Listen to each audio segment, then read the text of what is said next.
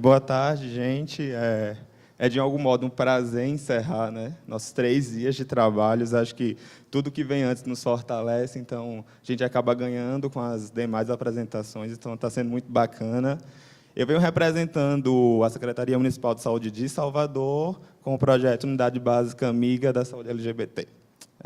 Vamos lá. Só para a gente caracterizar lá o nosso contexto, o nosso município tem quase 13 milhões de habitantes. Na nossa organização do sistema de saúde, a gente se organiza em 12 distritos sanitários, que são muito diversos entre si. Pode passar. Enquanto rede de atenção primária, que é onde esse projeto está alocado, a gente tem 123 unidades básicas de saúde, sendo 77 com saúde da família e 46 sem saúde da família. No número de equipes, nós temos 255 equipes de saúde da família. A cobertura ainda não é tão alta, a gente tem uma cobertura de atenção primária, na verdade, é bem baixa, de 45%, o que representa um problema e, inclusive, uma das questões a ser discutidas com o projeto. Pensando na gestão, a Secretaria se organiza em algumas diretorias e a diretoria que gesta esse projeto é a Diretoria de Atenção à Saúde a partir da Subcoordenação de Atenção Primária. Enquanto a atenção primária, pode passar, a gente se organiza por campos temáticos. O campo temático que eu hoje represento e que opera isso é o campo temático de saúde da população LGBT. Pode passar. É um campo temático recente, ele foi criado em 2014, a Política Nacional de Saúde Integral da População LGBT de 2011, e é um campo que, por ser recente, por tratar de um tema, enfim, que envolve equidade, iniquidade, e, às vezes, com pouco apelo dentro da saúde, acabou tendo algumas dificuldades para a sua implantação e também para implementar suas ações. Quando ele foi implantado, a partir da interação com o movimento social, de um diagnóstico realizado inicialmente, de alguns estudos já publicados pela academia, nós conseguimos desenhar um cenário de como estava a saúde da população LGBT no município, e isso priorizando a atenção primária.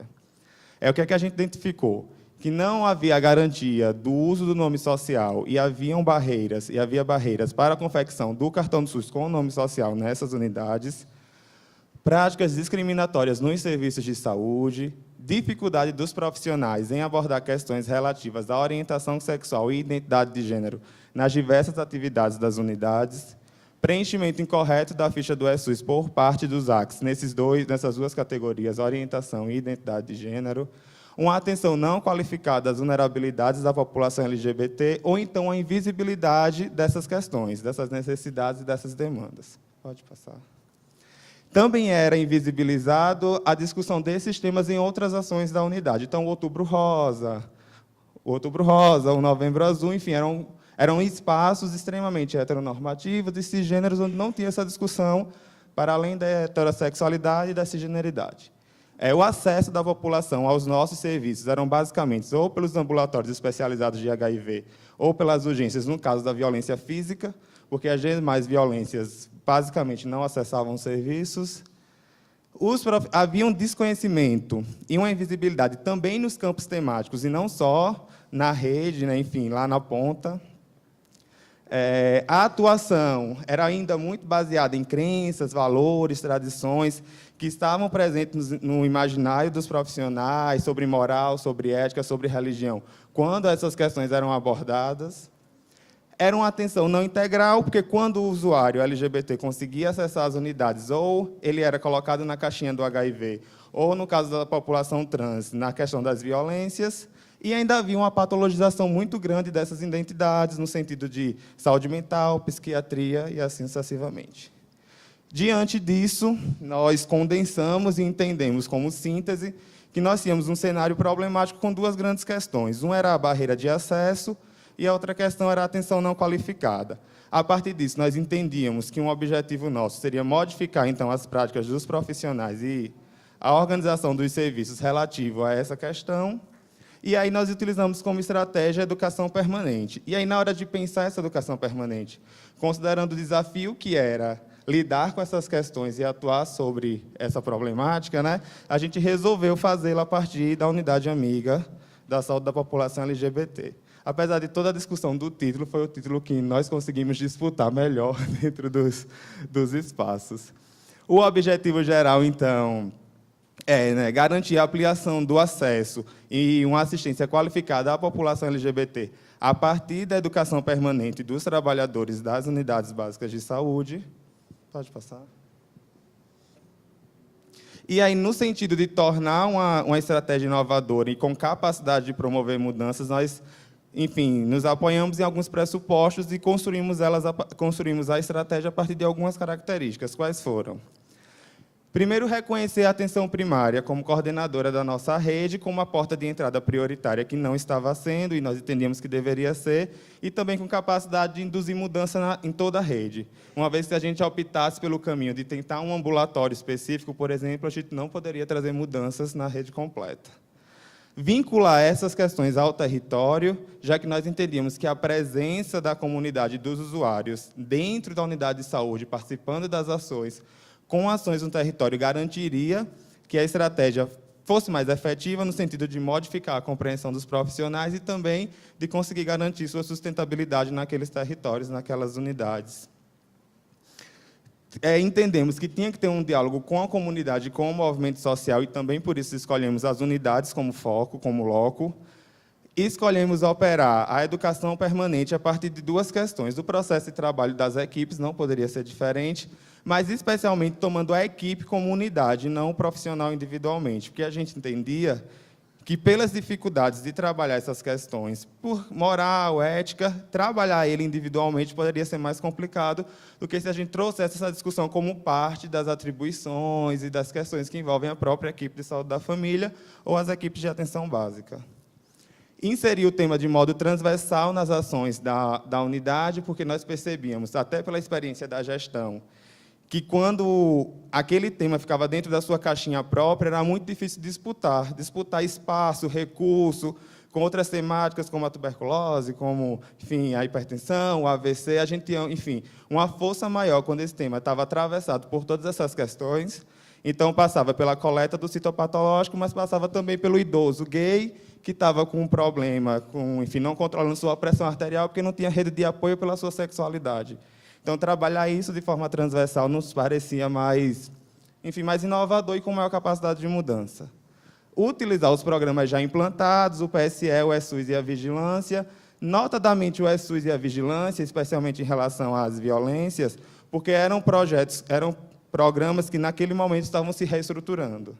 E também utilizar a certificação como um instrumento capaz de induzir tudo isso. Então, quando nós construímos essa estratégia, nós construímos uma perspectiva de certificar a unidade para que ela pudesse ter tempo de caminhar e de se reorganizar para conseguir atingir esse marco que nós estávamos denominando de unidade amiga. Como isso foi operacionalizado? Primeiro, com a seleção dessas unidades, e aí nós utilizamos um conjunto de critérios. O primeiro deles foi ter algum profissional nessas unidades sensível ao tema, ou que estudasse, ou que participasse do movimento social, ou que já trabalhasse com essas questões devido a outros motivos quaisquer. Outra questão, que nós escolhemos uma por distrito sanitário, considerando a densidade dos distritos, alguns distritos ficaram com mais de uma unidade. E também unidades que prioritariamente tivessem o NASF, porque nós entendíamos que a presença da equipe multiprofissional fortaleceria essas ações inicialmente. Depois que nós conseguimos identificar, a gente partiu para 2 ciclos de educação permanente com esses trabalhadores. O primeiro ciclo levava em consideração as questões de diversidade sexual e de gênero, e aí era uma discussão introdutória mesmo, sobre identidades de gênero, sobre sexualidade, sobre como isso é um determinante social de saúde, como essas duas categorias fazem parte da determinação social de saúde, e um segundo ciclo mais operacional mesmo, de como imprimir o cartão do SUS, como utilizar o nome social, práticas de acolhimento, do cartaz, da linguagem, questões mais da prática mesmo. Aqui tem a foto de alguns ciclos. A gente utilizava metodologias ativas em outros momentos. Pode passar? Pode ir passando. Construção, com os trabalhadores sempre indo para as unidades, trabalhando com instrumentos que eles tinham, a própria ficha do ESUS, a ficha de notificação, algum outro caso que a unidade já tinha recebido, de bullying na escola, de algum caso, enfim, que já, de algum modo, circulava dentro daquele território, daquela unidade, e não tinha sido abordado corretamente.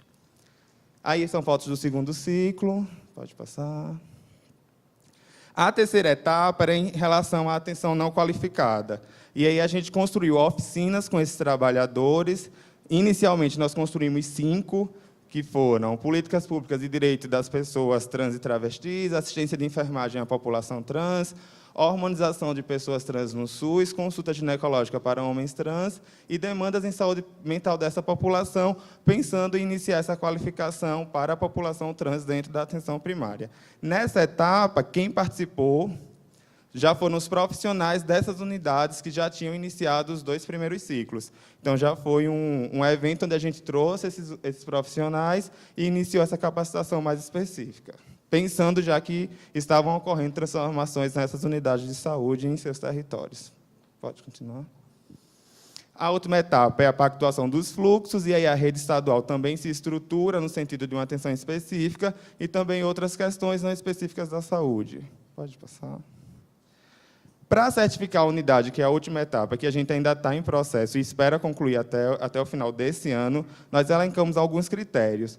Especificamente falando do processo ali das rodas, mais diretamente dessa parte de educação, a unidade tem que ter realizado as 2 rodas de conversa com um mínimo de 75% de presença dos trabalhadores e ter um profissional capacitado nessas questões da atenção qualificada, das demandas específicas. Outros critérios para que, pode passar, que a unidade seja certificada são incluir nome social nos prontuários, garantir a impressão do cartão do SUS com o nome social, garantir a livre utilização dos banheiros na unidade e o uso do nome social em todo o ambiente, incluir os temas da diversidade sexual e identidade de gênero nas atividades educativas que a unidade realiza e também no PSE, no Programa de Saúde da Escola, apresentar aumento no acesso da população LGBT nos diversos serviços e ações da unidade, apresentar aumento no preenchimento correto do campo sobre a orientação sexual e identidade de gênero na ficha do ESUS e ser unidades que tenham a realização de testes rápidos. Aqui é como estão distribuídas. Na primeira fase, a gente conseguiu atingir 12% das unidades totais do município. Pode passar. De algum modo, os resultados são parte daquele processo de certificação, que é o acolhimento, inclui o nome social. Eu acho que com as imagens a gente consegue perceber melhor. Pode passando. Pode passando. Aqui, quantitativamente, a gente capacitou 15 unidades, todos os distritos foram contemplados. No primeiro ciclo, a gente conseguiu atingir 384 profissionais, no segundo, 465, e a frequência, que foi uma fragilidade nossa. A gente, em algumas unidades, não conseguiu atingir os 75%. Então, essas próprias unidades agora estão buscando realizar as rodas com seus próprios profissionais e trabalhadores, e praticamente todas as categorias foram envolvidas, do porteiro, a médica da equipe, a enfermeira, as agentes comunitárias de saúde, enfim. Aqui são algumas imagens de alguns prontuários já com o nome social, mesmo antes da impressão oficial. Aqui é o laboratório central já imprimindo com o nome social os exames. Pode passar. Aqui são atividades educativas nas comunidades, como a educação em saúde. Pode passar. Aqui são atividades no PSE, em distritos diferentes. Aqui é uma usuária recebendo o cartão do SUS. Aqui são cartazes nas unidades, já trabalhando essa questão do acolhimento. A gente tem alguns indicadores mais gerais para o município, mas eu acho que o meu tempo já está encerrando. Então, eu vou para as perspectivas, a gente pode discutir isso ao final. Pode passar. Pode passar. E aí, nossas perspectivas é ampliar o projeto, né? Garantir essa expansão para outros pontos da rede, não só a atenção primária, apesar de a gente entendê-la como prioritária, conseguir publicar a política municipal a partir dessa experiência, mostrando que é possível operar essa política dentro do município, fortalecer a participação dos movimentos sociais, conseguir fortalecer essa rede estadual e a federal, que ainda não conseguiu implantar o seu ambulatório, e incluir os protocolos clínicos, que é nossa próxima etapa, quando a gente conseguir qualificar todas em relação ao acolhimento, a atenção qualificada, a gente vai precisar desse suporte e conseguir implementar todos os fluxos de atendimento. É isso, pessoal. Obrigado. E, enfim.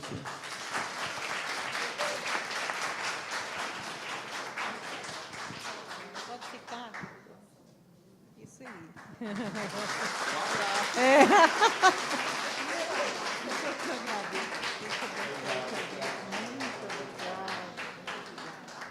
Nós agradecemos e parabenizamos a experiência. E esse abraço aí que já foi dado, você, por favor, leve para a sua unidade. O coletivo também. Muito obrigada. Parabéns.